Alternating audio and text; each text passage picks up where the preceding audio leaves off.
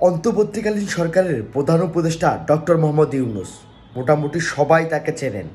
তিনি এনজিও চালিয়েছেন, কিন্তু কখনো দেশ চালাননি। দেশটাকে সুন্দর করে চালানোর জন্য প্রতিনিয়ত চেষ্টা করে যাচ্ছেন বাংলাদেশ থেকে জনশক্তি অন্য দেশে রপ্তানি করার জন্য।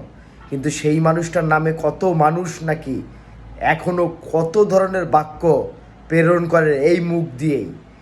কিন্তু চিন্তা করে দেখুন, যে একটা ভঙ্গুর রেখে গেছিল আওয়ামী লীগ সরকার, ঠিক সেখান থেকে টেনে তোলা অনেক বড় কঠিন।